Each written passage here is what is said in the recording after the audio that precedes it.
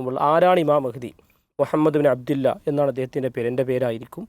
അദ്ദേഹത്തിൻ്റെ ഉപ്പാൻ്റെ പേര് എൻ്റെ ഉപ്പാൻ്റെ പേരായിരിക്കും. അദ്ദേഹം വരുന്ന കുടുംബം ഏതാണ്, എവിടെയാണ് വരിക, അദ്ദേഹത്തിൻ്റെ ആ സമയത്തുണ്ടാകുന്ന പ്രത്യേകതകൾ എന്താ, തുടങ്ങിയ ധാരാളം കാര്യങ്ങൾ നബി സല്ലല്ലാഹു അലൈഹി വസല്ലം വിശദീകരിച്ചിട്ടുണ്ട്. അതിലൊന്നുപോലും ഇദ്ദേഹത്തിന് യോജിക്കുന്നില്ല എന്നുള്ളതാണ്. ഈ സമസ്തക്കാർ യഥാർത്ഥത്തിൽ അവരുടെ ഈ വികല വിശ്വാസങ്ങളും അതേപോലെ തന്നെ ദീനിനെ തകർക്കുന്ന, ദീനിൻ്റെ അടിവേരുകളെ തകർക്കുന്ന ഈ കുഫ്രൻ വിശ്വാസങ്ങളും ഇതൊക്കെയാണ് എല്ലാ ത്വരീക്കത്തും എത്തുന്നത് ഷിയാക്കളിലേക്കാണ്. എല്ലാ ത്വരീക്കത്തും ഷിയാക്കളാരാ? ജൂതൻ്റെ സൃഷ്ടിയാണ്. സോഷ്യൽ മീഡിയയിൽ കുറച്ച് ദിവസങ്ങളായി പ്രചരിച്ചു കൊണ്ടിരിക്കുന്ന ഒരു മഹദിയെക്കുറിച്ച്, ഗോഹർ ഷായി എന്ന പേരിൽ അദ്ദേഹം ഞാൻ നബിയല്ല, എന്നാൽ മുഹമ്മദ് നബി സല്ലല്ലാഹു അലൈഹി വസല്ലമയുടെയും ഈസാ നബിയുടെയും തുടങ്ങിയ എല്ലാ പ്രവാചകന്മാരുടെയും അനുഗ്രഹങ്ങൾ നേടിയ ഒരു മഹദിയാണ് എന്നൊക്കെ അവിടെയൊക്കെ പിന്തുണയുണ്ട് എന്നൊക്കെ പറഞ്ഞുകൊണ്ട് രംഗപ്രവേശനം ചെയ്ത ഒരു വ്യക്തി, ഒരു പാകിസ്ഥാനിക്കാരൻ, അദ്ദേഹവുമായി ബന്ധപ്പെട്ട് സോഷ്യൽ മീഡിയയിൽ ചർച്ചകൾ ഇങ്ങനെ കാണാനിടയായി. ശരിക്കും ആരാണ് ഇദ്ദേഹം, എന്താണ് ഇദ്ദേഹം കൊണ്ടുവരുന്ന ആശയങ്ങൾ? മുസ്താഖ് ഉസ്താദ്. ഇപ്പോൾ പറഞ്ഞപ്പെട്ട വ്യക്തി റിയാസ് അഹമ്മദ് ഗോഹർ ഷാഹി എന്ന് പറയുന്ന വ്യക്തിയാണ്. അദ്ദേഹം 1941 പാകിസ്ഥാനിലെ റാവൽപിണ്ടിയിലെ ഗോഹർ ഷാഹി എന്ന് പറയുന്ന ഒരു പട്ടണത്തിൽ ജനിച്ചൊരു വ്യക്തിയാണ്. ഇദ്ദേഹം 2001 തിരോധാനം സംഭവിച്ചു, കാണാതായി. അപ്പോൾ ഇദ്ദേഹം മരിച്ചു അല്ലെങ്കിൽ മരിച്ചിട്ടില്ല, അദ്ദേഹം എങ്ങോട്ടോ പോയതാണ്. ഇനി ഇദ്ദേഹം ഇമാം മഹ്ദിയായി തിരിച്ചു വരും എന്നാണ് ഇവർ വാദിക്കുന്നത്. അപ്പോൾ കേരളത്തിലും അതിൻ്റെ ഒരു ചെറിയ അടയാളങ്ങൾ കണ്ടു. അപ്പോൾ സമസ്തയിൽപ്പെട്ട ഇരു സമസ്തകളും ഇതൊരു കള്ളത്തൊരീക്കത്താണ്, ഇതിനനുവദിക്കേണ്ടതില്ല എന്ന് പറഞ്ഞ് അവർ രംഗത്ത് വന്നു. അപ്പോൾ ഇങ്ങനെയുള്ള സാഹചര്യത്തിലാണ് നമ്മളിത് ചർച്ച ചെയ്യുന്നത്. അപ്പോൾ ഈ വ്യക്തി എന്ന് പറഞ്ഞാൽ ഇദ്ദേഹം ഇപ്പോൾ ഇല്ല, അദ്ദേഹം കാണാതായിട്ടുണ്ട്. ഇനി ഒരു കാലത്ത് ഇത് ഇമാം മഹ്ദിയായി എന്ന് പറഞ്ഞു വരുന്നതാണ് ഇവർ പറയണത്. അപ്പോൾ ഇദ്ദേഹത്തിന് കുറേ വിചിത്രമായ വാദങ്ങളുണ്ട്. ഒരു പക്ഷേ ഇതിൽ പ്രേക്ഷകരായ കുറച്ച് ആളുകൾ മാത്രമേ ഈ പേര് കേട്ടിട്ടുണ്ടാവുള്ളൂ. അപ്പോൾ ഇവരുള്ള ആളുകൾ ഇവർക്ക് വേണ്ടി കുറച്ച് കാര്യമായി ഇങ്ങനെ പ്രചാരം നടത്തുന്നതൊക്കെ കാണാൻ സാധിക്കും. അപ്പോൾ സമസ്തകളിൽപ്പെട്ട പല ആളുകൾ ഇതിലേക്ക് ആകർഷ്ടരാകുന്നു, സംസ്ഥാനയിൽപ്പെട്ട കുറച്ച് ആൾക്കാർ ഇതിലേക്ക് ആകർഷ്ടരാകുന്നു എന്നൊക്കെയാണ് ഇപ്പോൾ കേട്ടുകൊണ്ടിരിക്കുന്ന വാർത്ത. അപ്പോൾ ഇദ്ദേഹം ഇനി അവസാന കാലത്ത് ഇമാം മഹ്ദിയായി വരും, ഇദ്ദേഹമാണ് ഇമാം മഹ്ദി എന്നാണ് ഇവർ വാദിക്കുന്നത്. യഥാർത്ഥത്തിൽ ഇമാം മഹ്ദിയെക്കുറിച്ച് നമുക്കറിയാം, പ്രവാചകൻ സല്ലല്ലാഹു അലൈഹി വസല്ലമയുടെ ഹദീസുകളിൽ ഇടം പിടിച്ച ധാരാളം ഹദീസുകളിൽ പ്രവാചകൻ അവസാന കാലത്ത് സംഭവിക്കുന്ന കാര്യങ്ങളെക്കുറിച്ചൊക്കെ വിശദീകരിക്കുമ്പോൾ ആരാണ് ഇമാം മഹ്ദി? മുഹമ്മദ് ബിൻ അബ്ദില്ല എന്നാണ് അദ്ദേഹത്തിൻ്റെ പേര്. എൻ്റെ പേരായിരിക്കും. അദ്ദേഹത്തിൻ്റെ ഉപ്പാൻ്റെ പേര് എൻ്റെ ഉപ്പാൻ്റെ പേരായിരിക്കും. അദ്ദേഹം വരുന്ന കുടുംബം ഏതാണ്, എവിടെയാണ് വരിക, അദ്ദേഹത്തിൻ്റെ ആ സമയത്തുണ്ടാകുന്ന പ്രത്യേകതകൾ എന്താ, തുടങ്ങിയ ധാരാളം കാര്യങ്ങൾ നബി സല്ലല്ലാഹു അലൈഹി വസല്ലം വിശദീകരിച്ചിട്ടുണ്ട്. അതിലൊന്നുപോലും ഇദ്ദേഹത്തിന് യോജിക്കുന്നില്ല എന്നുള്ളതാണ് ഇവിടെ നമ്മൾ പെട്ടെന്ന് മനസ്സിലാക്കാവുന്നത്. ഇപ്പോൾ വ്യാജ മഹദികളെ മൊത്തെടുത്ത് നോക്കി കഴിഞ്ഞാൽ ആ പ്രശ്നം അവിടെ ഉണ്ട്. പ്രവാചകൻ പറഞ്ഞ അടയാളങ്ങൾ അതിലേക്ക് യോജിച്ച് വരുന്നില്ല. ഇദ്ദേഹത്തിൻ്റെ പേര് തന്നെ റിയാസ് അഹമ്മദ് എന്നാണ്. പ്രവാചകൻ പറയുന്നത് മുഹമ്മദ് ബിൻ അബ്ദില്ല എന്നാണ് പ്രവാചകൻ സ്വല്ലല്ലാഹു അലൈഹി വസല്ലം പറയുന്ന പേര്. അപ്പോൾ ആ നിലക്ക് ഇദ്ദേഹം ഒരു വ്യാജനാണ്, അല്ലെങ്കിൽ ഇദ്ദേഹത്തെക്കുറിച്ച് വ്യാജം പ്രചരിപ്പിക്കുക എന്നുള്ളത് നമുക്ക് പെട്ടെന്ന് മനസ്സിലാക്കാൻ പറ്റും. നമുക്കറിയാം, ഇങ്ങനെ ആര് വന്നാലും ജനങ്ങളിൽ കുറേ ആളുകൾ ഇത്തരം ആളുകളെ പിൻപറ്റാനുള്ള സ്വാഭാവികമായ കാര്യമാണ്. അതെല്ലാ കാലത്തും ഉണ്ടായിട്ടുണ്ട്. നബി സല്ലല്ലാഹു അലൈഹി വസല്ലം ഉള്ള കാലത്താണ് മുസൈലിമത്തുൽ കദ്ദാബ് വരുന്നത്. ചെന്നിട്ട് പോലും ആളുകൾ മുസൈലിമത്തിന് പിന്നാലെ പോയിട്ടുണ്ട്. പ്രവാചകൻ വഫാത്തായതിനു ശേഷം മുസൈലിമത്തുൽ കദ്ദാബിലേക്ക് ആളുകൾ ആകർഷ്ടരായി അദ്ദേഹത്തിലേക്ക് പോയിട്ടുണ്ട്. പ്രവാചകൻ്റെ ദീന് കേട്ട് പഠിച്ച മനുഷ്യർ ലാ നബിയ ബഅദി, എനിക്ക് ശേഷം ഇനിയൊരു നബി ഇല്ല എന്ന് പഠിപ്പിച്ചു കൊടുത്ത റസൂൽ സല്ലല്ലാഹു അലൈഹി വസല്ലം മരിച്ച് കുറച്ച് കാലം കഴിഞ്ഞപ്പോഴേക്കും എന്ത് ചെയ്യുന്നുണ്ട്, മുസൈലിമത്തുൽ കദ്ദാബിനോടൊക്കെ ആളുകൾ കൂടുകയും പിന്നീട് അബൂബക്കർ സിദ്ദീഖ് റളിയല്ലാഹു കാലത്ത് അദ്ദേഹത്തോട് യുദ്ധം ചെയ്യുകയും അദ്ദേഹത്തെ കൊലപ്പെടുത്തുകയും ചെയ്യുന്ന സംഭവമാണ് പിന്നീട് നമ്മൾ ചരിത്രത്തിൽ വായിക്കുന്നത്. അപ്പോൾ നമ്മൾ ഇങ്ങനെയുള്ള ആളുകൾ വരുമ്പോൾ അതിലേക്ക് ആളുകൾ ആകർഷ്ടരാകുണ്ടല്ലോ എന്ന് ചിന്തിച്ചാൽ എല്ലാ കാലത്തും ഉണ്ടായിട്ടുണ്ട്. ഏതെങ്കിലുമൊക്കെ ഒരു മഹദി വരുന്നു, ഏതെങ്കിലുമൊക്കെ ഷേഖന്മാർ വരുന്നു, അല്ലെങ്കിൽ ഏതെങ്കിലുമൊക്കെ ചില വേഷഭൂഷാദികൾ ധരിച്ചുകൊണ്ടോ അല്ലെങ്കിൽ ഇത്തരം ചില വാദങ്ങൾ ഉന്നയിച്ചുകൊണ്ടോ ഇവരെ വാദങ്ങൾ കേട്ടപ്പോൾ നെട്ടിപ്പോയി. എന്തിനാണ് ആളുകൾ ആകർഷ്ടരാവുന്നത്, എന്തിനാണ് ആളുകൾ പിന്നാലെ നടക്കുന്നത്? ഇത്രയും വലിയ പൊട്ടത്തരം, ഇസ്ലാമിൻ്റെ ഒരു ബേസിക്കും അറിയാത്ത, യാതൊരു ഖുർആനോ സുന്നത്തോ ഒന്നുപോലും ശരിയായ രൂപത്തിൽ വായിക്കുകയോ പഠിക്കുകയോ ചെയ്തിട്ടില്ലാത്ത, ഖുർആൻ്റെ ഒരു പരിഭാഷ വായിച്ചാൽ കിട്ടുന്ന അറിവില്ല, നമ്മൾ മദ്രസയിൽ 5ാം ക്ലാസ്സിലൊക്കെ പോയാൽ കിട്ടുന്ന അറിവുണ്ടല്ലോ, അതുപോലെ ഇവർക്ക് അറിയില്ല. അതിന് നേരെ വിരുദ്ധമായി ഇവരെന്തൊക്കെയോ പറഞ്ഞു തുടങ്ങും. അപ്പോൾ സ്വാഭാവികമായി ഇത്തരം ആളുകളോട് നമ്മൾ ചോദിച്ചാൽ ഖുർആനിലുണ്ടോ ഹദീസിലുണ്ടോ ചോദിക്കുമ്പോൾ അവിടെ ഒരു ഉത്തരം മുട്ടലുണ്ട് അവർക്ക്. ഇത്തരം ത്വരീഖത്തുകാർക്ക് അല്ലെങ്കിൽ ഇത്തരം വാദങ്ങൾ ഉന്നയിക്കുന്ന ആളുകൾക്ക് ഇങ്ങനെ പല വാദക്കാരോടുണ്ടല്ലോ. അപ്പോൾ ഇവരോടൊക്കെ ചോദിക്കുമ്പോൾ ഖുർആനും ഹദീസിലുണ്ടോ ചോദിക്കുമ്പോൾ അവിടെ സ്റ്റോപ്പ് ആവുന്നത്, പിന്നെ അവർക്ക് ബാക്കി പറയാൻ കഴിയില്ല. അപ്പോൾ ഇവർ പറയുന്നത് വെച്ചാൽ ഞങ്ങളോട് അള്ളാഹു സംസാരിക്കുന്നുണ്ട്, ഖുർആൻ്റെ പുറമെ ഖുർആൻ്റെ കുറേ ആയത്തുകൾ കുറേ ജുസുകൾ ഞങ്ങൾക്ക് ഇറങ്ങിയിട്ടുണ്ട് എന്ന വാദം ഉന്നയിച്ചുകൊണ്ടോ അല്ലെങ്കിൽ അള്ളാഹു ഞങ്ങളോട് നേരിട്ട് സംസാരിക്കുന്നു, ഞങ്ങൾക്ക് ചില സ്വപ്നങ്ങളിലൂടെ ഇൽഹാം കിട്ടുന്നു, ഇങ്ങനെയൊക്കെ പറഞ്ഞിട്ടാണ് പിന്നെ അതിനെ മറികടക്കാൻ പറ്റുള്ളവർക്ക്. അല്ല നേരെ നമ്മുടെ കയ്യിലുള്ള ഖുർആനും ഹദീസും വെച്ച് ഇവർക്ക് എന്തില്ല ഇത് തെളിയിക്കാം. അപ്പോൾ തന്നെ ഇവരൊരു വ്യാജമാണ് അല്ലെങ്കിൽ എന്തോ കെട്ടിച്ചമച്ചുണ്ടാക്കാൻ ശ്രമിക്കുകയാണെന്നുള്ളത് നമുക്ക് മനസ്സിലാകും. ഇദ്ദേഹത്തിൻ്റെ രസകരമായ ചെറിയ വാദങ്ങൾ എടുത്തു കഴിഞ്ഞാൽ ഹജറുൽ അസ്വദ് ഇദ്ദേഹത്തിൻ്റെ മുഖമുണ്ടത്ര ഇവരുടെ അനുയായികൾ വാദിക്കുന്നൊരു കാര്യമാണ്. ഹജറുൽ അസ്വദ് ഇദ്ദേഹത്തിൻ്റെ മുഖം അവിടെ കുത്തിവെച്ചത്. ആദ്യ നബി അലൈഹി സ്വലാത്തു വസ്സലാം വരുമ്പോൾ തന്നെ ഹജറുൽ അസ്വദ് എന്തുണ്ട്, ഇദ്ദേഹത്തിൻ്റെ മുഖം ഉണ്ട് എന്നാണ് ഇവിടെ വാദം. അപ്പോൾ ഇന്ന് നമ്മൾ ഹജറുൽ അസ്വദ് സൂക്ഷ്മമായി നോക്കിയാൽ ഈ മുഖം കാണില്ല. അപ്പോൾ ഇനി വേണം എന്താ വെച്ചാൽ ഇന്നിപ്പോൾ അവിടെ സൗദിയിൽ വഹാബി ഭരണകൂടമാണല്ലോ, അപ്പോൾ അവർ ബോധപൂർവ്വം ഈ മുഖം മറച്ചു വെക്കുകയാണ് ചെയ്തിട്ടുള്ളതാണ് ഇവിടെ വാദം. അപ്പോൾ അത് പറയുമ്പോഴാണ് സുന്നികളെ പെട്ടെന്ന് ക്യാച്ച് ചെയ്യാൻ പറ്റുള്ളൂ.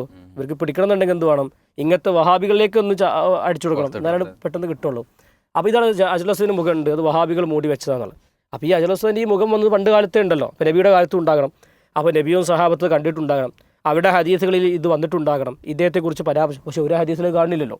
ഇദ്ദേഹത്തിൻ്റെ മുഖം മൂടി ചരിത്രത്തിൽ എത്ര കാലം കഴിഞ്ഞു, 1400 വർഷം കഴിഞ്ഞാൽ 1400 വർഷവും വഹാബികളല്ലല്ലോ സൗദി ഭരിച്ചിട്ടുള്ളൂ. അതിനകത്ത് പല ചോദിക്കണ്ടേ ചോദിക്കട്ടെ, ഇത് ആരെ മുഖമാണ്, അവർക്ക് അറിയാത്തൊരാളാണല്ലോ, ഇത് ആരെ മുഖമാണ്, അപ്പോൾ പാകിസ്ഥാനിൽ ജനിക്കാനുള്ള ഒരാളുടെ മുഖമാണ് വന്നത് എന്നൊരു പറയണമല്ലോ. പക്ഷെ അങ്ങനൊന്നും സംഭവിച്ചിട്ടില്ലല്ലോ. ചരിത്രത്തിൽ ഇങ്ങനെ പേരേ കാണുന്നില്ല. ഇപ്പോൾ മുതലാണ് നമ്മൾ ഈ പേര്, അല്ലെങ്കിൽ ഇദ്ദേഹം ജനിച്ചത് മുതലാണ് നമ്മൾ ഈ പേര് കാണാനുള്ളൂ. അപ്പോൾ ഇങ്ങനെ ഉണ്ടായി എന്ന് പറഞ്ഞ് അതാണ് അദ്ദേഹത്തിൻ്റെ ഒരു വാദം. അപ്പോൾ ഇത് ഒന്ന്. രണ്ടാമത്തെ എന്താ വെച്ചാൽ ചന്ദ്രനിൽ ഇയാളുടെ മുഖം കാണുന്നുണ്ട്. അപ്പോൾ 1994 ഇദ്ദേഹത്തിൻ്റെ മുഖം ചന്ദ്രനിൽ കണ്ടു എന്നാണ് പറയുന്നത്. പിന്നെ ഒരു 2 വർഷം കൂടി കഴിഞ്ഞപ്പോൾ കുറച്ചും കൂടിയും ക്ലാരിറ്റി കിട്ടി, അതിന് കുറച്ചുകൂടി വ്യക്തത വന്നു. അപ്പോൾ ശരിക്കും ഇദ്ദേഹത്തിൻ്റെ മുഖം ചന്ദ്രനിൽ കാണാൻ തുടങ്ങിയെന്നാണ് ഇവരുടെ അനുയായികൾ വാദിച്ചുകൊണ്ടിരിക്കുന്നത്. പിന്നെ നാസ അത് എടുത്തു വെച്ചത്ര, പിന്നെ അത് പ്രദർശിപ്പിക്കാതെ പുറത്തു വിടാതെ അവരത് മൂടി വെച്ചു എന്നാണ് ഇവർ പറയുന്നത്. കാരണം എന്താ വെച്ചാൽ നാസ യൂറോപ്യൻകാർക്ക് പൊതുവെ ഏഷ്യൻകാരുടെ ഒരു ദേശീയമാണ്, ഇദ്ദേഹം പാകിസ്ഥാനിലാണല്ലോ. അപ്പോൾ അതുകൊണ്ടായിരിക്കും നാസ ഒരു പക്ഷേ അത് മൂടി വെക്കുകയും ഒക്കെ ചെയ്തിട്ടുള്ളതാണ് മനസ്സിലാക്കുന്നത്. അതേപോലെ തന്നെ സൂര്യനിൽ ഇയാളുടെ മുഖമുണ്ട്. അങ്ങനെ സൂര്യനിൽ ഇയാളുടെ മുഖമുണ്ട്, ചന്ദ്രനിലുണ്ട്, ഹജറുൽ അസ്വദിലുണ്ട്. അതേപോലെ തന്നെ ചൊവ്വയുടെ ഉപരിതലത്തിൽ ഇയാളുടെ ചിത്രങ്ങൾ വന്നിട്ടുണ്ട്. അതിൻ്റെ കുറേ ഫോട്ടോകളൊക്കെ യൂട്യൂബിൽ അല്ലെങ്കിൽ നമ്മൾ ഈ സോഷ്യൽ മീഡിയയിലൊക്കെ കാണാൻ സാധിക്കും. നമ്മളോട് എന്താണെന്ന് വെച്ചാൽ സാധാരണ ഒരു മനുഷ്യൻ ഫോട്ടോ എടുത്തു കഴിഞ്ഞാൽ വാട്സപ്പിൽ, ഫേസ്ബുക്കിൽ, ഇൻസ്റ്റാഗ്രാമിലേക്ക് കൊണ്ടുപോയി അപ്ലോഡ് ചെയ്യാം. ഇദ്ദേഹത്തിൻ്റെ ഫോട്ടോഗ്രാഫർ എങ്ങനെ ചോദിച്ചിട്ട് ഫോട്ടോ എടുത്തു കഴിഞ്ഞാൽ ചന്ദ്രനിൽ, സൂര്യനിൽ, ചൊവ്വയിൽ, സ്പേസിലൊക്കെ കൊണ്ടുപോയിടാൻ തോന്നുന്നത്. അപ്പോൾ ഇദ്ദേഹത്തിൻ്റെ മുഖങ്ങൾ എല്ലായിടത്തും ഉണ്ട്. ഇപ്പോൾ ചന്ദ്രനിലുണ്ട്, സൂര്യനിലുണ്ട്, എല്ലായിടത്തും ഉണ്ട്. അപ്പോൾ ഇതിന് ഇത് എന്തൊരു ആ ഫോട്ടോ കണ്ടാൽ തന്നെ അറിയാം അതൊരു ഒരു എഡിറ്റ് ചെയ്തുണ്ടാക്കിയൊരു ഫോട്ടോ ആണെന്നുള്ളത് പെട്ടെന്ന് മനസ്സിലാവും. പക്ഷേ ഈ ഇത്രയും പ്രബുദ്ധരായ, ഇത്രയും കാലം വികസിത് ഇങ്ങനെയൊക്കെ ഉണ്ടാക്കാൻ പറ്റും, ഇങ്ങനെയൊക്കെ ഒരാൾക്ക് കൃത്യമായി ഉണ്ടാക്കാൻ പറ്റുന്ന സംഭവം അതൊക്കെ ഉള്ളൂ. ഇത് ശരിയായി ഉള്ളതല്ല. അല്ലെങ്കിൽ എത്രയോ രേഖകൾ, അല്ലെങ്കിൽ എത്രയോ വാർത്തകൾ അതുമായി ബന്ധപ്പെട്ട് വരേണ്ടത് എന്ന ബോധം പോലും ഇവർക്കില്ല. അപ്പോൾ ഇത് കാണുന്ന അനുയായികൾ പെട്ടെന്ന് ചിലപ്പോൾ ചന്ദ്രനിലേക്ക് നോക്കുമ്പോൾ, മേഘത്തിലേക്ക് നോക്കുമ്പോൾ ഇയാൾക്ക് മുഖം കാണുന്നുണ്ടാകാം. അത് ഇയാൾക്ക് വില തോന്നലാണ്. എന്താ വെച്ചാൽ ഇപ്പോൾ നമ്മൾ ചിലപ്പോൾ കാണൂലേ, ഏതെങ്കിലും ഒരു മലമുകളിലേക്ക് നോക്കുമ്പോൾ ഒരു മനുഷ്യൻ ഉള്ളതുപോലെയോ അല്ലെങ്കിൽ ഒരു ജീവി ഉള്ളതുപോലെയോ അല്ലെങ്കിൽ അങ്ങനെ തോന്നും. ചിലപ്പോൾ മേഘത്തിൽ ഒരു ആനൻ്റെ രൂപം വരും. ചന്ദ്രനിലേക്ക് നോക്കുമ്പോൾ ചന്ദ്രനിൽ എന്തോ ചില കലകളുണ്ട് അല്ലെങ്കിൽ അങ്ങനെയൊക്കെ ഉണ്ടെന്ന് തോന്നാം. അപ്പോൾ മനുഷ്യൻ്റെ തോന്നലുകളാണ്. അപ്പോൾ ഇവരെ അനുയായികൾ ഇയാളിങ്ങനെ മനസ്സിൽ വെച്ച് ഇങ്ങനെ കൊണ്ടു നടക്കുമ്പോൾ ചില ആൾക്ക് എന്തുണ്ട്, ചന്ദ്രനിൽ നോക്കുമ്പോൾ മുമ്പ് പോലും ഉണ്ടാക്കി വെച്ചൊരു ഇതുണ്ടല്ലോ, നെറേഷൻ ഉണ്ട്. അപ്പോൾ അതനുസരിച്ച് ഇവർ നോക്കുമ്പോൾ എന്തുണ്ട്, ഇവർക്ക് ഉള്ളതുപോലെ തോന്നുന്നുണ്ടാവും. അതാണ് ഇവിടെ വരുന്നൊരു പ്രശ്നം. അതേപോലെ തന്നെ 1997 ഈസാ നബി അലൈഹി സ്വലാത്തു വസ്സലാം അദ്ദേഹത്തിൻ്റെ അടുക്കിലേക്ക് വരികയും അദ്ദേഹത്തോട് ഈ വിഷയങ്ങളൊക്കെ കുറേ കാര്യങ്ങൾ സംസാരിച്ച് എന്തെങ്കിലുമൊക്കെ സീക്രറ്റാണ്, അതൊന്നും പുറത്തു പോയിട്ടില്ല, പക്ഷേ അതൊക്കെ സംസാരിച്ചിട്ടുണ്ട് എന്നതൊക്കെയാണ്. അതുകൊണ്ട് തന്നെ ചില ഇത്തരം ചന്ദ്രനിലൊക്കെ കാണുന്ന മുഖങ്ങൾ എടുത്തു നോക്കി കഴിഞ്ഞാൽ, അത് തിരിച്ചു നോക്കിക്കഴിഞ്ഞാൽ അദ്ദേഹത്തിൻ്റെ മുഖം, പിന്നെ ഇങ്ങോട്ട് മറിച്ചിട്ട് നോക്കിക്കഴിഞ്ഞാൽ പിന്നെ ഈസാ നബിൻ്റെ മുഖം, ഇങ്ങനെ അങ്ങോട്ടും ഇങ്ങോട്ടൊക്കെ മാറി വരുന്ന മുഖങ്ങളും ചിലതൊക്കെ കാണാൻ പറ്റുന്നതെന്നാണ് ഇവർ പറയുന്നത്. അതേപോലെ തന്നെ അദ്ദേഹത്തിൻ്റെ വിരലിൻ്റെ വലതുഭാഗത്ത് ഈ വിരലുകൾക്കിടയിൽ മുഹമ്മദ് എന്ന് എഴുതി വെച്ചിട്ടുണ്ട്, ഇവിടെ എന്തുണ്ട്, അള്ളാഹു എന്ന് എഴുതി വെച്ചിട്ടുണ്ട്. അപ്പോൾ രണ്ടുപേർ കൈ വെച്ച് കഴിഞ്ഞാൽ മുഹമ്മദ് അള്ളാഹു എന്ന് അദ്ദേഹത്തിൻ്റെ വിരലുകൾക്കിടയിലുണ്ട് എന്നാണ് ഇവർ വാദിക്കുന്നത്. അതേപോലെ തന്നെ ഇവരുടെ വേറൊരു ആഘോഷമാണ് ജശ്നെ ഷാഹി എന്ന് പറയുന്നൊരു ആഘോഷം ഇവർക്കുണ്ട്. അപ്പോൾ എന്താ സംഭവം എന്ന് വെച്ചാൽ, പിന്നെ 1970 റമദാനിൽ 15 അള്ളാഹുമായുള്ള ഇൽഹാം ആരംഭിക്കാൻ തുടങ്ങി. അള്ളാഹുമായുള്ള സംസാരങ്ങൾ, അള്ളാഹുവിൻ്റെ വഹി കിട്ടുന്നു, അള്ളാഹുടെ സംസാരിക്കാൻ കഴിയുന്നു. അത് തുടങ്ങിയത് റമദാൻ 15 1997 അപ്പോൾ ഈ റമദാൻ 15 ആകുമ്പോൾ എല്ലാ വർഷവും ചെയ്യും ഇതിൻ്റെ ഒരു ഓർമ്മക്കായി ഇങ്ങനെ ആഘോഷങ്ങൾ ആരംഭിച്ച് ഇവരതിൻ്റെ പിന്നാലെ വലിയ ആഘോഷങ്ങളൊക്കെ നടത്തുന്നൊരു വിഭാഗം ആളുകളാണ്. അതേപോലെ തന്നെ അദ്ദേഹത്തിൻ്റെ കയ്യിലുള്ള ഖുർആൻ, ഇപ്പോൾ നമ്മുടെ കയ്യിലൊക്കെ 30 ജുസയിലുള്ളൂ, ഇദ്ദേഹത്തിന് 40 ജുസ് ഖുർആനുണ്ട്. 10 ജുസ് ഇദ്ദേഹത്തിന് എന്തുണ്ട്, അള്ളാഹു നേരിട്ട് വഹി കൊടുത്തതാണ്. അപ്പോൾ ഞാൻ ഇതിനെ മറികടക്കെടുക്കുന്ന അടവാണ്. ഇപ്പോൾ ഇങ്ങനെ കുറേ കാര്യങ്ങൾ പറയുമ്പോൾ സ്വാഭാവികമായും ചോദിക്കും, നിങ്ങൾ ഖുർആനിൽ ആയത്ത് കാണിക്കൂ, അല്ലെങ്കിൽ നിങ്ങൾ വാദത്തിലെ ഹദീസ് കാണിക്കൂ എന്ന് പറയുമ്പോൾ ഇതിനെ മറികടക്കാൻ കഴിയില്ലവർക്ക്. അപ്പോൾ ഞങ്ങൾക്കൊരു പുതിയ 10 ജുസ് എത്തിയിട്ടുണ്ട്, അല്ലെങ്കിൽ ഞങ്ങൾ കുറേ വേറെ ഹദീസുകളുണ്ട്, നിങ്ങൾക്കൊന്നും കിട്ടാത്ത കുറേ ഹദീസുണ്ട്, അള്ളാഹു ഞങ്ങൾ നേരിട്ട് സംസാരിക്കേണ്ടത് എന്ന് പറഞ്ഞിട്ടാണ് ഇവർക്ക് സമർത്ഥിക്കാൻ പറ്റുള്ളൂ, അങ്ങനെ വരാൻ വഴിയുള്ളൂ. അപ്പോൾ ഇദ്ദേഹത്തിന് 40 ജുസുള്ള ഒരു ഖുർആൻ ഇദ്ദേഹത്തിൻ്റെ കയ്യിലുണ്ട് എന്നാണ് പറയുന്നത്. അതേപോലെ തന്നെ സർവ്വമത സത്യവാദത്തിൻ്റെ ആണ് ഇയാൾ. ഏത് മതവിശ്വാസിയാണെങ്കിലും ഉള്ളിൽ അള്ളാഹ് എന്ന ചിന്ത ഉണ്ട്, ഇയാളുടെ വിശ്വാസങ്ങളൊക്കെ ഉണ്ടെങ്കിൽ അയാൾ സ്വർഗ്ഗത്തിൽ കടക്കും, അതിന് പ്രശ്നമില്ല. അപ്പോൾ ഏത് മതമായാലും പ്രശ്നമൊന്നുമില്ല എന്ന സർവ്വമത സത്യവാദം പറയുന്നവരാണ്. പിന്നെ വളരെ വിചിത്രമായ വാദം, അല്ലെങ്കിൽ നമ്മുടെ കേരളത്തിൽ കിടക്കുന്ന ഇവിടുത്തെ ത്വരീഖത്തുകാരൊക്കെ പറഞ്ഞു കൊടുക്കുന്ന ഒരു സമാനമായൊരു വാദം എന്താ വെച്ചാൽ, ഈ കഞ്ചാവ് അടിച്ചു കഴിഞ്ഞാൽ എന്ത് ചെയ്യും, അള്ളാഹുലേക്ക് കൂടുതലായി അടുക്കാൻ പറ്റും. നമ്മുടെ നാട്ടിൽ കണ്ടുകളില്ലേ, ഒരാൾക്ക് ജദുവിൻ്റെ ഹാലെത്തിക്കഴിഞ്ഞാൽ ഇവർ പണ്ടത്തെ കാലത്തൊക്കെ കഞ്ചാവ് അടിക്കുക അല്ലെങ്കിൽ ലഹരി ഉപയോഗിക്കുക, ഇങ്ങനെയുള്ള കുറേ ഔലിയാക്കളൊക്കെ ഉണ്ടല്ലോ. എന്നതുപോലെ തന്നെ ഇയാളും കഞ്ചാവ് അടിച്ചു കഴിഞ്ഞാൽ എന്ത് ചെയ്യും, പെട്ടെന്ന് അള്ളാഹുലേക്ക് കൂടുതൽ അടുക്കാൻ കഴിയും എന്ന വാദമാണ്. അതേപോലെ തന്നെ ഖുർആനിൻ്റെ പല അർത്ഥങ്ങളും ആർക്കും അറിയാത്ത കുറേ പൊരുളുകൾ ഖുർആനിലുണ്ട്. അത് ഇയാൾക്ക് മാത്രം, അല്ലെങ്കിൽ ഇയാൾ കുറേ അത് റിവീൽ ചെയ്തിട്ടുണ്ട്. അതിൽ ചില അലിഫ്ലാമീം എന്ന് പറഞ്ഞാൽ പൊതുവെ നമ്മൾ പറയും അത് എന്താണെന്ന് നമുക്ക് അറിയില്ല, അതിൻ്റെ മുറാദ് എന്താണെന്ന് അറിയില്ല. അതിൻ്റെ പല മുറാദുകൾ പറഞ്ഞിട്ടുണ്ടെങ്കിലും ശരിയായി ഇന്നതാണ് എന്ന് പറയാറില്ല. പക്ഷേ അദ്ദേഹത്തിന് അർത്ഥമുണ്ട്. അലിഫ്ലാം എന്ന് പറഞ്ഞാൽ അലിഫ് എന്ന് പറഞ്ഞാൽ അള്ളാഹു എന്നാണ്, ലാം എന്ന് പറഞ്ഞാൽ അത് ലാ ഇലാഹ ഇല്ലല്ലാഹ് എന്നാണ്, മീം എന്ന് പറഞ്ഞാൽ മുഹമ്മദ് റസൂലുള്ളാഹ് എന്നാണ്. അതാണ് അർത്ഥത്തിൽ. അപ്പോൾ അലിഫ്ലാം മീം ചേർന്നല്ല കുറച്ചൊക്കെ. അലിഫ്ലാം റോ എന്ന് പറഞ്ഞാൽ അത് അതിനേക്കാൾ രസമുള്ളതാണ്. അലിഫ് പറഞ്ഞാൽ അള്ളാഹു ആണ്, ലാം എന്ന് പറഞ്ഞാൽ ലാ ഇലാഹ ഇല്ലല്ലാഹ് ആണ്, റോ എന്ന് പറഞ്ഞാൽ ഈ റിയാസ് ബിൻ അഹമ്മദാണ് എന്നാണ് അദ്ദേഹത്തിൻ്റെ ഒരു ഉദ്ദേശത്ര. അപ്പോൾ ഖുർആനിൽ പല സ്ഥലത്തും 4-5 സ്ഥലത്തെങ്കിലും അങ്ങനെ അലിഫ്ലാം വന്നിട്ടുണ്ടല്ലോ. അപ്പോൾ ആ സ്ഥലങ്ങളിലൊക്കെ അള്ളാഹു പറയുന്നത് അലിഫുലാം റ എന്ന് പറഞ്ഞാൽ ഈ റിയാസിനെ കുറിച്ചാണ്, അല്ലെങ്കിൽ റിയാസ് അഹമ്മദ് എന്ന് പറയുന്ന ഈ വ്യക്തിയെക്കുറിച്ചാണ് ഖുർആൻ പറഞ്ഞുകൊണ്ടിരിക്കുന്നതാണ് ഇയാളുടെ വാദം.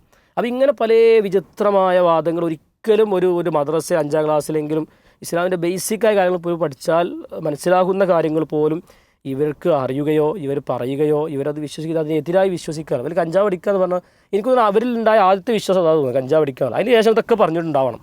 അല്ലാതെ ഒരാൾക്ക് നോർമൽ ബുദ്ധിയിൽ സാധാരണ ബുദ്ധിയിൽ മനുഷ്യൻ പറയുന്ന കാര്യങ്ങളല്ല ഇദ്ദേഹം പറഞ്ഞുകൊണ്ടിരിക്കുന്നത്.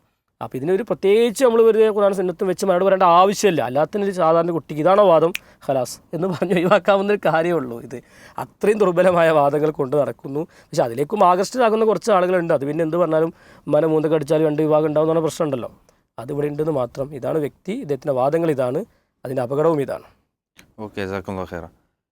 സെൽഫി, ഈ ഇത്തരം ആളുകൾ മഹദി എന്ന പേരിൽ കുറേ ആളുകൾ ഇപ്പോൾ ഈ നൂറ്റാണ്ടുകൾക്കിടയിൽ വന്നു പോയിട്ടുണ്ട്. ഈ കുറേ ആളുകൾ അവരെ വിശ്വസിച്ചു, കുറേ ആളുകൾ അവിശ്വസിച്ചു.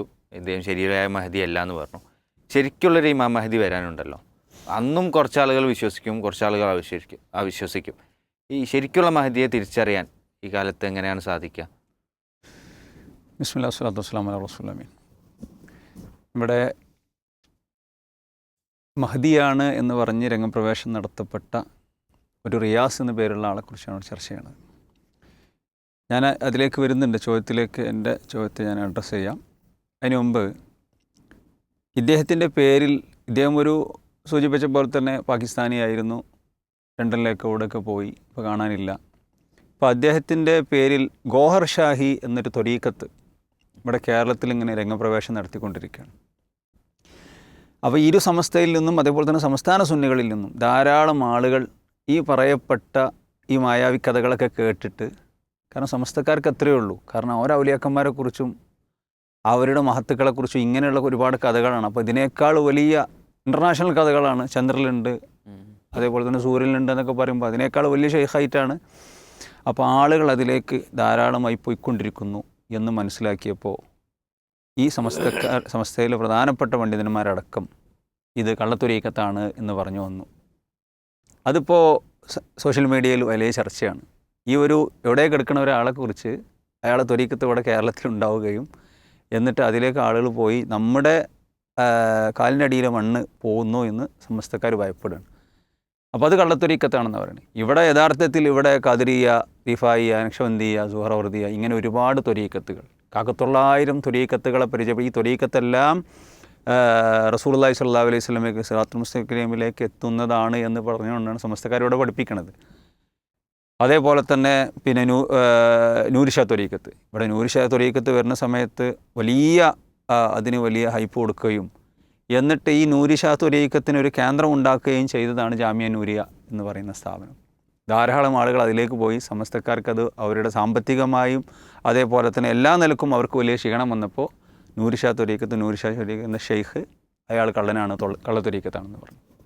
അപ്പോൾ ഞാൻ പറഞ്ഞു വരുന്നത്, ഇവർ ചില ത്വരീക്കത്തുകളെ ഇവരെ കൊണ്ടുവരികയും പിന്നെ പരിചയപ്പെടുത്തുകയും അതിൻ്റെ ഷെയ്ഖുമാരെ വലിയ ആളുകളാക്കി കൊണ്ടുവന്ന് തങ്ങൾക്ക് ക്ഷീണം പറ്റുന്നു, അവരൊരു സ്വന്തമായി അവർ സാമ്പത്തിക ഇതുണ്ടാക്കുന്നു, ഞങ്ങൾക്ക് പിന്നെ സാമ്പത്തികമായി ക്ഷീണം വരുന്ന ആളുകൾ ഒലിച്ചു പോകുന്നു എന്ന് കാണുമ്പോൾ കള്ളത്തൊരീക്കത്തായി. അപ്പോൾ ഇവിടെ നമുക്ക് ഈ പേരോട് ഉസ്താദിനോടും അതേപോലെ തന്നെ ഇവരുടെ ഏത് സമസ്ത സുന്നികളിൽപ്പെട്ട ഉസ്താദുമാരോടും ചോദിക്കാനുള്ളത്, ഈ കള്ളത്തൊരീക്കത്തും നല്ല ത്വരീക്കത്തും വേർതിരിക്കാനുള്ള മാനദണ്ഡം എന്താണ്? അപ്പോൾ ഇതൊക്കെ ഈ പറഞ്ഞതൊക്കെയാണോ മാനദണ്ഡമെങ്കിൽ ഇവിടെ സിയമടവൂരിനെ കുറിച്ച് പറഞ്ഞത് എന്താ? മുദബ്ബിറുൽ ആലം എന്നാണ്, അതൊരു ത്വരീക്കത്താണ്. അതേപോലെ തന്നെ റിഫായി ഷെയ്ഖിനെക്കുറിച്ചും പിന്നെ മുദീ ഷെയ്ഖിനെക്കുറിച്ചും എന്താ? കുത്തുബുൽ ആലം, കുത്തുബാണെന്നാണ് പറഞ്ഞത്. എന്തെല്ലാമാണ് മുദീ ഷെയ്ഖിനെ കുറിച്ച് പറഞ്ഞത്? മുദീ അന കുൻതു മാനൂഹിൻ ബിഅലാ സഫീനത്തിൻ ബിഹാറും വതൂഫാൻ അലാ കഫി കുദ്റത്തി. നൂഹ് നബി അലൈഹി സ്വലാത്തു വസ്സലാമയുടെ ആ പ്രളയ സമയത്ത് ഞാൻ കപ്പലിൻ്റെ ഏറ്റവും മുകളത്ത് തട്ടിലുണ്ടായിരുന്നു. എൻ്റെ കഴിവ് കൊണ്ടും എൻ്റെ കൈവെള്ളയിൽ നിന്നിട്ടാണ് അദ്ദേഹം രക്ഷപ്പെട്ടത്. അള്ളാഹു സുബ്ഹാനഹു വ തആല വഹമൽനാഹു അലാ ദാത്തി അൽവാഹി വദുസിർ, ആണികളും പലകളൊക്കെ ആണികളൊക്കെ ഉള്ള കപ്പൽ രക്ഷപ്പെടുത്തി എന്ന് പറയുന്നു. ഇബ്രാഹിം നബി അലൈഹി സ്വലാത്തു വസ്സലാം ഇസ്മായിൽ നബി അറക്കാൻ കൊണ്ടുവന്ന സമയത്ത് ഞാനുണ്ട്. അതേപോലെ തന്നെ ഇബ്രാഹിം നബി തീയിലിട്ട സമയത്ത് ഞാനുണ്ട്. എല്ലായിടത്തും ഉദ്ദേശിക്കുന്നുണ്ട്.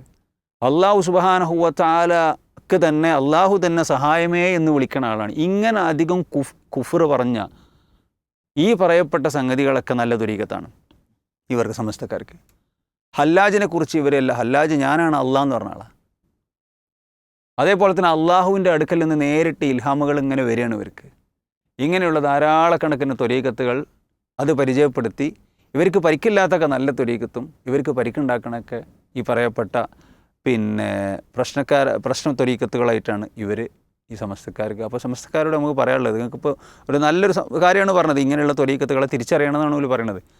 അപ്പോൾ നിങ്ങൾ എന്ത് ചെയ്യണം, നിങ്ങളുടെ ഈ ത്വരീഖത്തുകളെ കുറിച്ചുള്ള നിലപാടെന്താണ്? യഥാർത്ഥത്തിൽ ഇസ്ലാമിനെ പൊളിക്കാനും അതേപോലെ തന്നെ റസൂലുള്ളാഹി സ്വല്ലല്ലാഹു അലൈഹി വസല്ലം ഒരേ ഒരു ത്വരീഖത്തെ പഠിപ്പിച്ചിട്ടുള്ളൂ. ത്വരീഖത്തുൽ മുഹമ്മദിയ, സിറാത്തുൽ മുസ്തഖീമാണ്. മുൻഗാമികളായ ഇബ്രാഹിം മില്ലത്ത്, മുൻഗാമികളായ പ്രവാചകന്മാർ, ഇബ്രാഹിം നബി കാണിച്ചു തന്ന മില്ലത്ത്, അതാണ് റസൂൽ സല്ലല്ലാഹു അലൈഹി വസല്ലമയുടെ ത്വരീഖത്ത്. ആ ത്വരീഖത്തിലേക്കാണ് ജനങ്ങൾ പോകേണ്ടത്. അതാണ് സ്വർഗ്ഗത്തിലേക്കുള്ള വഴി, സിറാത്ത്. അത് യാതൊരു സംശയമല്ല.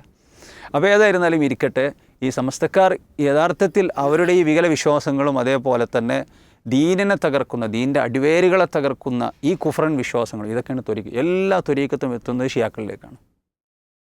എല്ലാ ത്വരീഖത്തും. ഷിയാക്കളാരാ? ജൂതൻ്റെ സൃഷ്ടിയാണ്. ഈ സൂഫിസത്തിൻ്റെ പേരും പറഞ്ഞുകൊണ്ട് ഇസ്ലാമിനെ തകർക്കാൻ വേണ്ടി ഉണ്ടാക്കിയതാണ് ത്വരീഖത്ത്. അപ്പോൾ അതാണ് സമസ്ത പണ്ഡിതന്മാരോട് പറയാനുള്ളത്. എന്ത്? നിങ്ങൾ ജനങ്ങൾക്ക് കാര്യമായി പറഞ്ഞു, നിങ്ങൾക്ക് സാമ്പത്തികമായി നിങ്ങൾക്ക് പ്രയാസം ഉണ്ടാകുമ്പോൾ, പരിക്കുണ്ടാകുമ്പോൾ മാത്രം അത് കള്ളത്തൊരീക്കത്താകുക എന്നുള്ളത് നാനദണ്ഡം ഒരിക്കലും ശരിയല്ല എന്നുള്ളത് സൂചിപ്പിക്കാറുള്ളത്. രണ്ടാമത് മുഷ്താഖ് അലിക്കും സൂചിപ്പിച്ച പോലെ തന്നെ റസൂലുള്ളാഹി സ്വല്ലല്ലാഹു അലൈഹി വസല്ലമ അന്ത്യനാളിൻ്റെ വലിയ അടയാളങ്ങളായി പഠിപ്പിച്ച ഏറ്റവും പ്രധാനപ്പെട്ട ഒരു അടയാളമാണ് ഇമാം മഹ്ദിയുടെ വരവ്.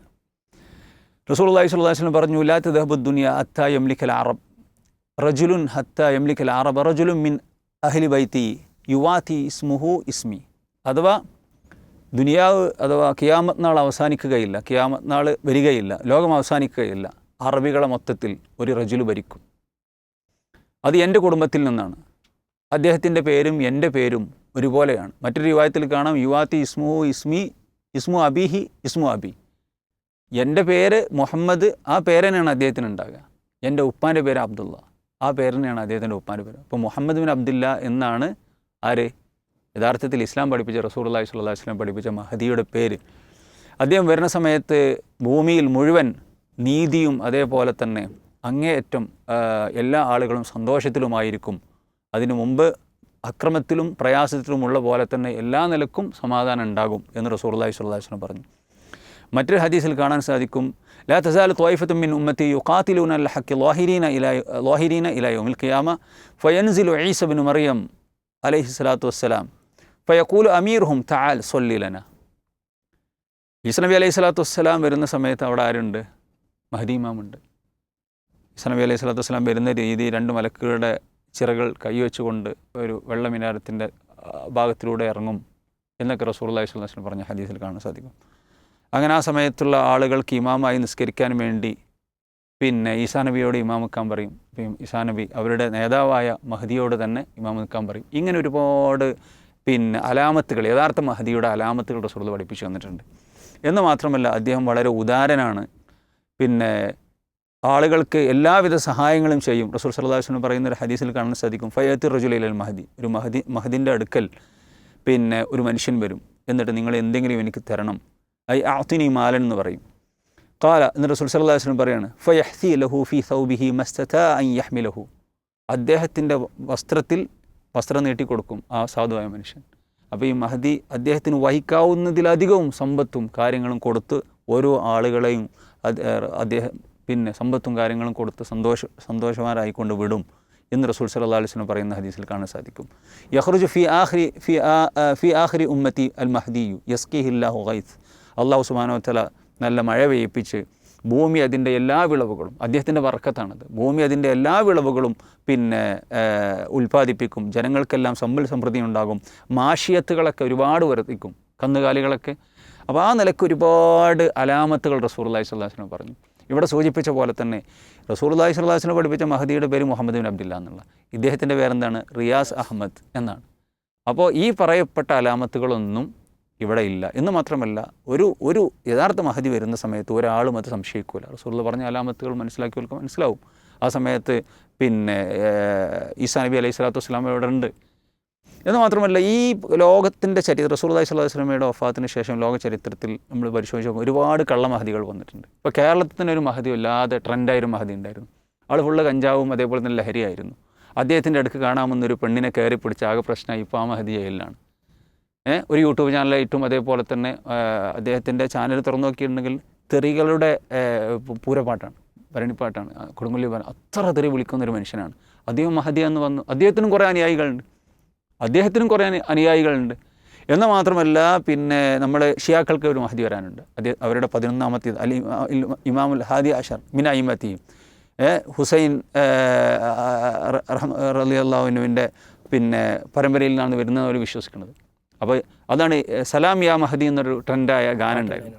നമ്മളെ കുറേ ആൾക്കാരും പിന്നെ ഇവിടെ നമ്മളെ സമസ്തക്കാരും ഇവിടുത്തെ ജമാഅത്തെ ഇസ്ലാമി ഒരൊക്കെ ഗാനം വല്ലാതെ ഏറ്റുപിടിച്ചു. സാധാരണക്കാരായ ആളുകൾ മനസ്സിലാക്കിയ എന്താ വെച്ചാൽ നമ്മളെ മഹദിയാണ്, ആ മഹദിനെയാണ് വിളിക്കുന്നത്, ലോകത്താകെ പ്രശ്നമാണ്, ആ മഹദി വന്നാൽ ഇവിടെ എന്തുണ്ടാവും? സമാധാനം ഉണ്ടാവും. യഥാർത്ഥത്തിൽ ഷിയാക്കൾ ഉണ്ടാക്കിയ ഗാനമാണത്. ഈ ഗാനം ശരിക്കത് പ്രൊമോട്ട് ചെയ്ത് ഇവിടെ ജമാഅത്തെ ഇസ്ലാമി അതേപോലെ തന്നെ ഷിയാക്കളും പിന്നെ അങ്ങനെയുള്ള ആളുകളാണ്. യഥാർത്ഥത്തിൽ ഈ മഹദി വന്നാൽ എന്താ ഉണ്ടാകുക? ഈ മഹദി വന്നാൽ ഷിയാക്കളെ സംബന്ധിച്ചിടത്തോളം ഓല് വിശ്വസിക്കുന്നത് അഹ്ലുസുന്നയെ മുഴുവൻ കൊല്ലും.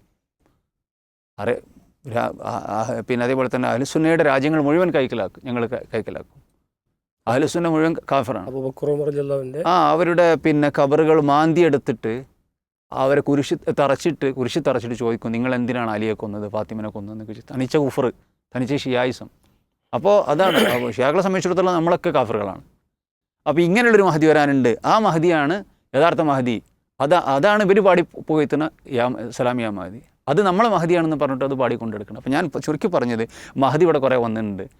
പിന്നെ എന്താണ് നമ്മുടെ ഈസാ നബി അലൈഹി സ്വലാത്തു വസ്സലാം ഇവിടെ കുറേ വന്നിട്ടുണ്ട്. അതിൽപ്പെട്ട ഒരു ഈസാ നബിയാണ് മിർസ ഗുലാം മുഹമ്മദ് ഖാദിയാനി എന്ന കള്ളപ്രവാചകൻ വന്നപ്പോൾ അദ്ദേഹം പറഞ്ഞു, ഞാൻ ഈസാ നബിയാന്ന് പറഞ്ഞു. അപ്പോൾ ചുരുക്കി പറഞ്ഞാൽ ഈ റിയാസ് അഹമ്മദ് എന്ന് പറയുന്ന മനുഷ്യൻ പറഞ്ഞ്, മുസ്ലിങ്ങൾ കാത്തിരിക്കുന്ന മഹദിയാണ് ഞാൻ, വരാനിരിക്കണം, അദ്ദേഹം വന്നിട്ടില്ല. അതേപോലെ തന്നെ ക്രിസ്ത്യാനികൾ കാത്തിരിക്കുന്ന മസീഹാണ്. ക്രിസ്ത്യാനികൾ മസീഹിനെ കാത്തിരിക്കുന്നുണ്ടോ എന്നൊരു വിഷയം, വേറെ വിഷയം. പക്ഷേ ഇദ്ദേഹം പറയുന്നു, ഹിന്ദുക്കൾ കാത്തിരിക്കുന്ന കൽക്കിയാണ് ഞാൻ. ഇങ്ങനെയൊക്കെയുള്ള ഓരോ വാദങ്ങളുമായിട്ട് കുറേ എന്താ പറയുക പിന്നെ ദീനുമായിട്ടൊരു ബന്ധമില്ലാത്ത ആൾ രംഗപ്രവേശനം നടത്തുമ്പോൾ അതിൻ്റെയൊക്കെ ശരിയായ മതം പഠിക്കുക എന്നുള്ളതാണ്. എന്താണ് റസൂലുള്ളാഹി സ്വല്ലല്ലാഹു അലൈഹി വസല്ലം പഠിപ്പിച്ചിട്ടുള്ള ഇതിലുള്ള നിർദ്ദേശങ്ങളെന്ന് മനസ്സിലാക്കുകയാണ് വേണ്ടെന്നുള്ളതാണ് സൂചിപ്പിക്കാനുള്ളത്. ബറക്കല്ലാഹു ഫീക്കും. ഓക്കെ, ജസാക്കുമുല്ലാഹു ഖൈറ. ഈ വിഷയത്തിൽ ഒരു വ്യക്തത വന്നിട്ടുണ്ട്, അൽഹംദുലില്ലാ. അപ്പോൾ ശരിയായ രീതി ഉസ്താദ് അവസാനം പറഞ്ഞു വെച്ചതുപോലെ മതം പഠിക്കുക എന്നുള്ളതാണ്. ഇസ്ലാം എല്ലാ കാര്യവും ഭാവിയിൽ നടക്കാനിരിക്കുന്ന കാര്യങ്ങളടക്കം ഈ വിഷയത്തിലടക്കം റസൂൽ സല്ലല്ലാഹു അലൈഹി വസല്ലം വളരെ വ്യക്തതയോടുകൂടി വിവരിച്ചു തന്നിട്ടുണ്ട്. അപ്പോൾ അത് മനസ്സിലാക്കി തന്നാൽ വ്യാജന്മാരെ തിരിച്ചറിയാനും ശരിയായ ദീനിലേക്ക് നടന്നു നീങ്ങാനും സഹായിക്കുമെന്നുള്ളതാണ്.